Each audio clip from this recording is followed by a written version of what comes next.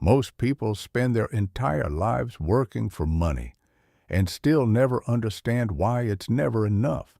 They wake up early, follow the rules, do everything they were told would lead to success.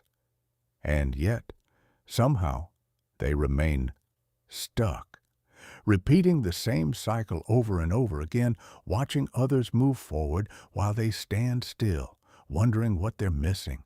And the worst part is, they don't even realize they're trapped, because everything they were taught sounds right. It feels safe, it feels responsible, but deep down, something never quite adds up. This is the story of someone who felt that contradiction early. Long before he had the words to explain it, he was just a kid when he started noticing things most people ignore for years. Not numbers, not bank accounts, but moments, opportunities, invitations he never received, doors that never opened, and the quiet realization that no matter how hard some people tried, they always seemed to stay in the same place. One afternoon, standing outside a large house near the coast, he watched kids his age run inside, laughing, excited for something he would never be part of. He didn't need anyone to tell him why. He could feel it, that invisible line between those who have and those who don't.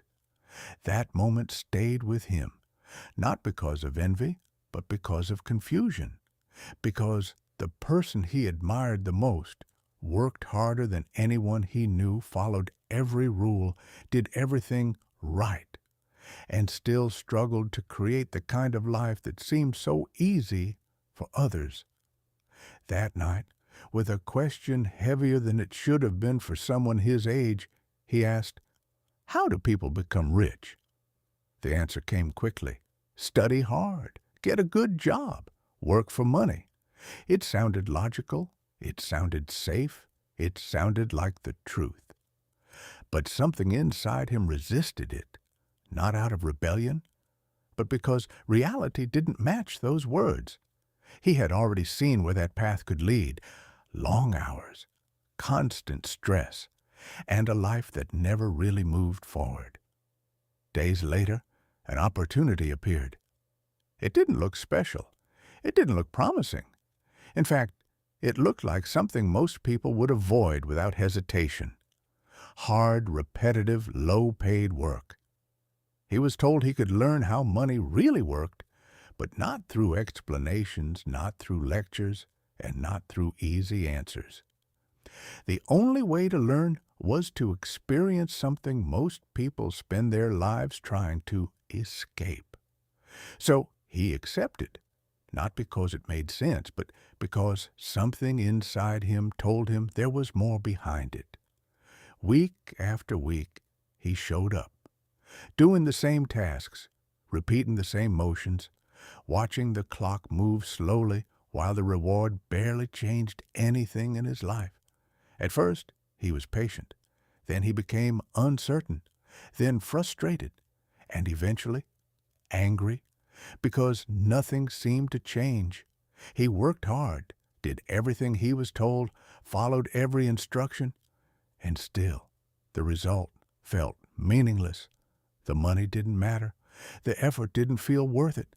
And slowly, a thought began to grow inside his mind, the same thought that keeps millions of people stuck for the rest of their lives. Maybe this just isn't worth it. Maybe I should quit. And right there, without realizing it, he was standing at the exact same point where most people give up. Not because they're incapable, but because they're looking at the wrong thing. Because what he didn't understand yet was that the frustration he was feeling wasn't a sign to stop. It was the lesson itself, the feeling of working hard for something that doesn't move your life forward, the feeling of being stuck in a system where effort alone isn't enough. When he finally decided to speak up, to question everything, to demand answers, he expected explanations, maybe guidance, maybe even an apology. But what he received instead changed everything. He was told that life doesn't teach with words. It teaches with pressure. It pushes people into situations that force them to feel something so they can finally start thinking differently. Most people, when they feel that pressure, react emotionally. They quit. They complain. They look for something easier, and then they repeat the cycle somewhere else, believing the problem was the job, the boss, or the situation, never realizing the problem was how they were thinking. For the first time, he began to understand something most people never fully grasp. Working for money and understanding money are not the same thing. One keeps you busy, the other sets you free. Most people are taught to chase security, to avoid risk, to look for stability, but in doing so, they become dependent on something they don't control. Their income depends on time. Their time is limited, and so their growth becomes limited too. He was then challenged to do something that made even less sense, to continue working without expecting to be paid. At first, it felt unfair, illogical, almost insulting. But slowly, something began to shift. Without the distraction of money, he started to see things differently. He started to notice patterns, opportunities, gaps that others ignored. And for the first time, he wasn't just working, he was thinking. One day, that way of thinking turned into action.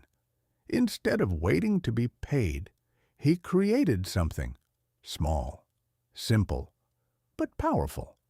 He found a way to offer value to others without needing to be there every moment. And when the first money came in, something clicked. It wasn't about how much he made, it was about how he made it. For the first time, he experienced what it meant to have money come from something he created, not just from the hours he worked. That was the moment everything changed, because he realized the real difference between those who struggle and those who grow. It's not intelligence, it's not luck, and it's not how hard they work. It's how they think about money. Most people spend their lives trying to earn more, without ever learning how to build something that earns for them. They buy things that take money out of their pockets, believing they're building wealth, when in reality, they're increasing their dependence on the next paycheck. But once you see the difference, you can't unsee it. Once you understand that real growth comes from building things that generate value, not just from working harder, everything changes. The way you see opportunities changes. The way you use your time changes. And most importantly, the way you see your future changes. Because in the end, the biggest trap isn't poverty. It's the belief that working harder will eventually solve everything. And the moment you question that belief is the moment your life can finally start to change.